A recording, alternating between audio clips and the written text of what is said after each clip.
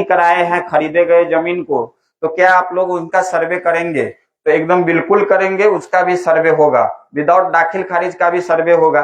बाद में उनका रेंट फिक्सेशन करके जो है रजिस्टर 2 को अपडेट कर दिया जाएगा।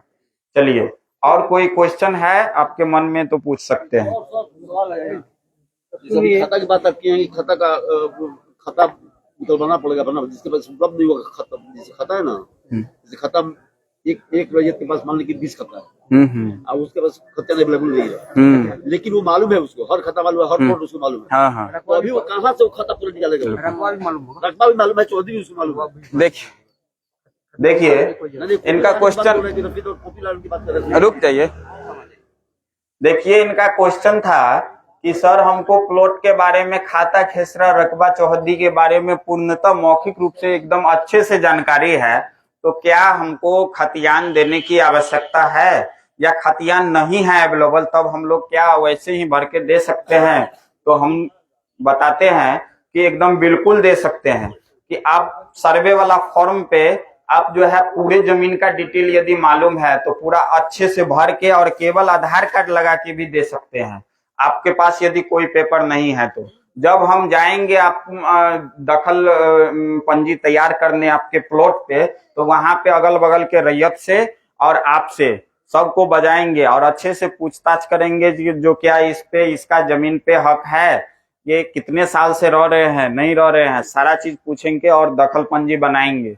तो आप लोगों को ये आश्वस्त हो जाना है कि मेरे पास पेपर नहीं है और जमीन का डिटेल मालूम है, तो क्या हम फॉर्म नहीं भरेंगे, पहले पेपर निकालेंगे? तो नहीं, पहले आप फॉर्म भर के जमा कर दीजिए, फिर आप कोशिश भी कीजिए कि फॉर्म ये मेरा पेपर निकल जाए कहीं से, क्योंकि 2-3 महीना के बाद किस्तवार का 2-3 महीना के बाद जो है हम ये प्लॉटिंग का काम स्टार्ट करेंगे। चलिए अगला क्वेश्चन।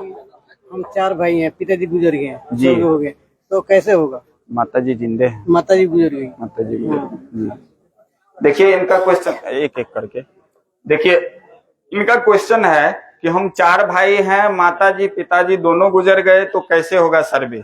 देखिए, हो सकता है कि आपके पास कुछ खरीदा गया भी, आपके द्वारा खरीदा गया भी जमीन हो, और कुछ पिता और अन्य पूर्वजों के द्वारा भी ये अर्जन किया गया जमीन हो।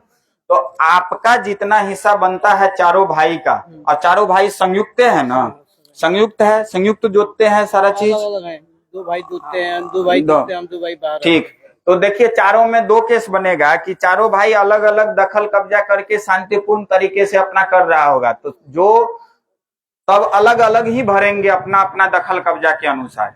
और यदि चारों भाई एक ही साथ संयुक्त रूप से जोत रहे हैं, तो चारों भाई का नाम उसमें मेंशन आएगा और चारों के नाम से सर्वे होगा और वो संयुक्त खतियान बनेगा चारों का।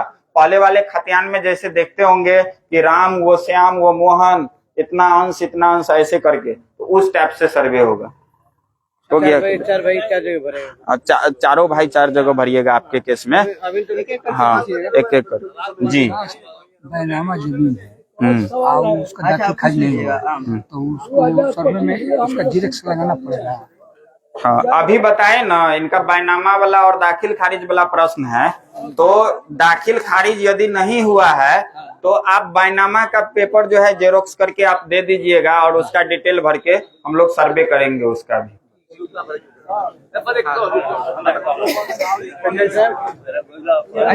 एक एक करके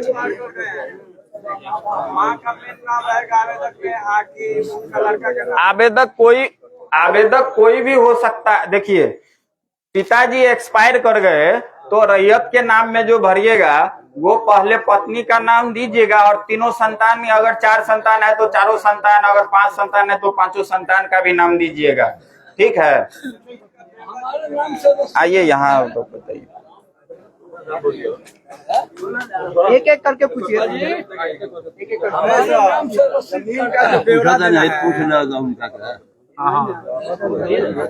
हमारे नाम से वंशावली तक क्रिया होगा कि माँ के नाम दे के और आप लड़के वो डाल पूछिएगा।